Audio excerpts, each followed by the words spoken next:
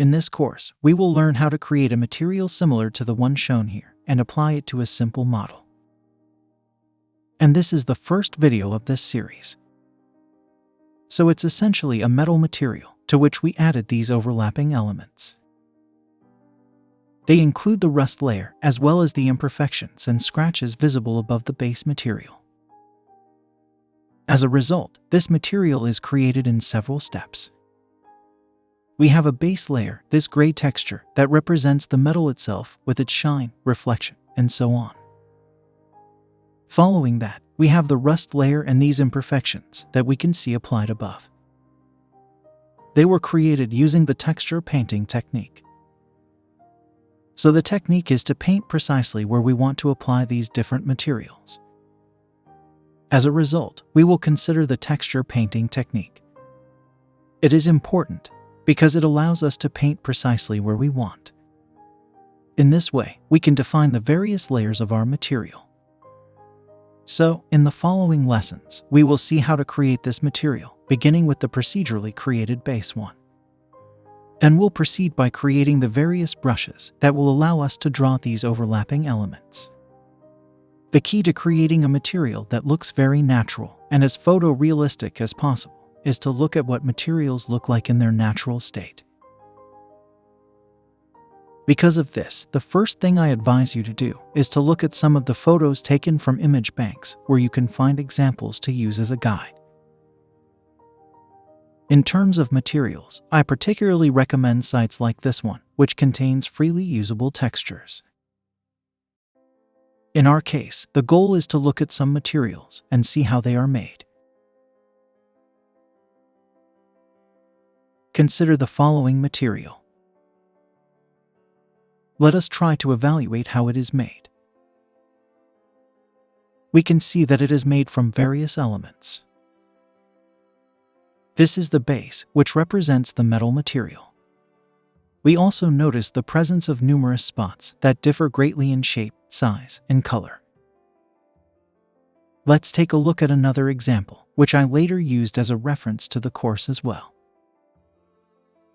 We can also see the presence of these spots, which are scattered across the surface. They range in color from a very dark grayish-green to these lighter areas. However, there are several elements that overlap. We have rust that is applied on top of the base material.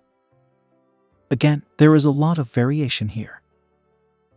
As a result, there is a very random distribution of spots, more or less intense and irregularly distributed across the surface. There is also variation in brightness. There are more reflective areas, such as these, which are likely areas where the material is less damaged and smoother. The material becomes less reflective where there is rust deposition or imperfections. That is evident here. We can also look at other materials.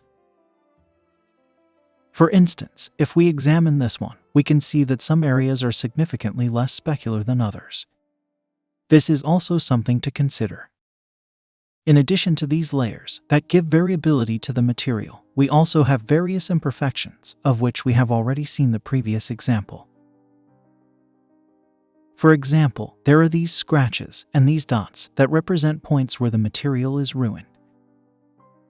The combination of these elements, these diversities and imperfections, give a high degree of realism to the material. And, overall, they make the material perceived as real and not artificially created. Therefore, the starting point is to observe how materials are made in reality. At this point, we can reproduce the material within the 3D software.